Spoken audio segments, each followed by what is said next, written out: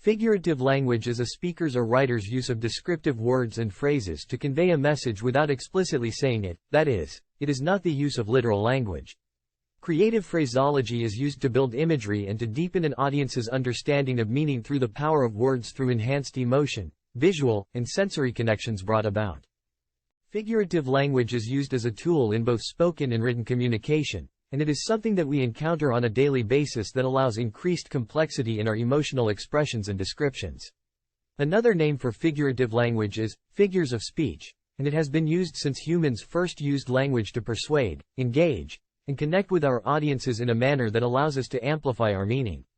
The use of figurative language in speech or writing requires thought and careful observation to successfully convey our intended meaning.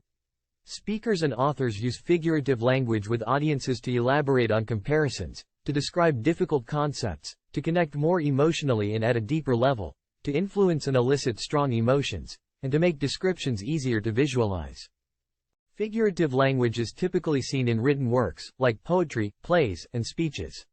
Figures of speech are considered to be literary devices that have been adopted by members of society to assist in helping relay both spoken and written ideas in a more figurative or meaningful manner. There are 11 types of figurative language: similes, metaphors, personifications, onomatopoeiae, oxymorons, hyperboles, litotes, idioms, alliterations, allusions, and synecdoches. A simile is a comparison of two unlike things using like, as, or than, and they often highlight a characteristic of one of them to create a connection at a deeper level, that is, to be figurative. Similes rely on audiences' abilities to create connections and make inferences regarding the comparison of the two unlike objects, in order to create an understanding of the similarity shared being highlighted by the speaker or writer. In the sentence, "She is as busy as a bee," the two unlike things that are compared are she and a bee, and they are connected using as. Metaphors are similar to similes, but they make comparisons of two unlike things without using like, as, or in. In general, they are considered more figurative than similes and require a great understanding of the similarity of the two unlike objects in comparison to similes. Metaphors are considered to be direct comparisons, and they compare two unlike things to elicit a stronger connection and to enhance the meaning of what is being said by a speaker or author.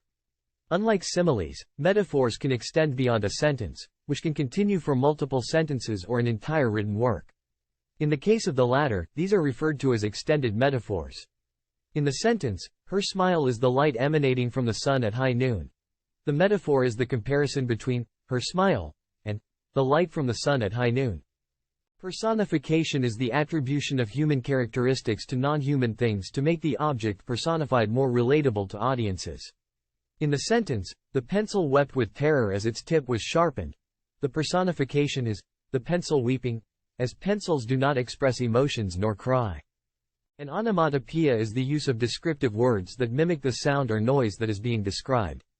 Onomatopoeia are often found in illustrated books, like comics and children's books, and they are often confused by language learners with interjections, such as wow or but are quite different as they mimic sounds in our environments and not used to express emotion for emphasis. In the sentence, "Our stomachs grumbled in hunger," grumbled is a verb and also an onomatopoeia in that it mimics the sounds people's stomachs make when they are hungry. An oxymoron is a description of two opposite ideas to describe a noun. They are considered figures of speech with opposing meanings that appear illogical initially but make sense as a result of context. They are created by using a descriptive adjective followed by a noun, and the entire collocation is considered to be an oxymoron. In the sentence, "He ordered the jumbo shrimp," the oxymoron is jumbo shrimp, in that jumbo is an adjective meaning large, and shrimp is a noun for a small prawn. Shrimp, however, as an adjective means small, so the terms can seem contradictory at first. Thus, it is an oxymoron. Hyperboles are figures of speech that can use exaggeration to emphasize a description or emotion, and they can sometimes implement the use of similes and other comparatives.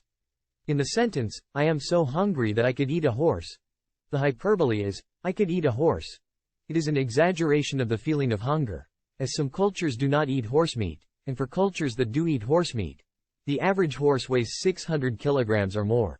Thus, a single horse contains more meat than one person can eat in a sitting. Litotes are figures of speech that use sarcastic understatements to make points. Therefore, points are made using litotes as a statement is affirmed through negating the opposite. In the sentence, she is not unkind, the speaker is actually saying, she is kind, as a double negative is formed between the negation, not, and the un prefix, meaning not. An idiom is a commonly used expression in a language that has an acquired meaning different from its literal meaning.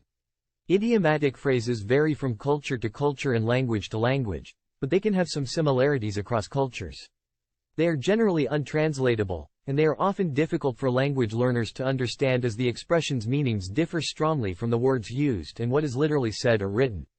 In the sentence, play your cards right to win at the game of life, the idiom has two parts in that the figure of speech is that we must play our cards correctly and that life is a game. Therefore, the entire clause is idiomatic here, meaning that we need to live correctly and right to be successful in life. Alliteration is the repetition of the same consonant sound at the start of one or more words close to one another, and they are often used to emphasize a strong emotion or to be descriptive. They have the same initial stressed consonant syllable, and they rhyme, therefore, they are considered harmonic to listeners. The sentence, Harrison hurried home, is alliterative as the initial stressed consonant syllable of all the words in the sentence has the H sound.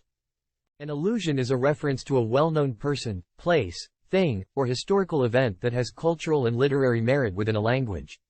To understand an allusion, one has to use background knowledge. Therefore, allusions can only be fully understood through both a linguistic and cultural awareness of the language they are being used in. In the sentence, she stole the forbidden fruit when she took his watch, the reference to the forbidden fruit is biblical in nature, and it draws a comparison from the Torah when Eve was tempted by the serpent. The meaning here is that the act of stealing the watch was more than just stealing, it was rather a grave sin, that is, unholy. Synecdoches are figures of speech that use a part of something to refer to its whole. They can also be used in reverse when a whole is used to refer to a part of something. Common synecdoches refer to types of wholes and their physical parts and structures, the material an object is made out of, containers and what they hold, and categories and the items within them. In the sentence, we need a new set of wheels. The reference to wheels means a car, so in this synecdoche, the speaker or writer is using a part of a car, wheels, to refer to an entire car. Thank you for stopping by and watching our video on figures of speech. We hope that your understanding of aspects of the English language that can be difficult to comprehend has been made easier. We encourage you to follow the links in this video's description for further information on this topic. And we also suggest looking through this channel's video library to find more engaging and interesting content to better understand the English language. Please like, subscribe, and share, and we wish you the best of luck.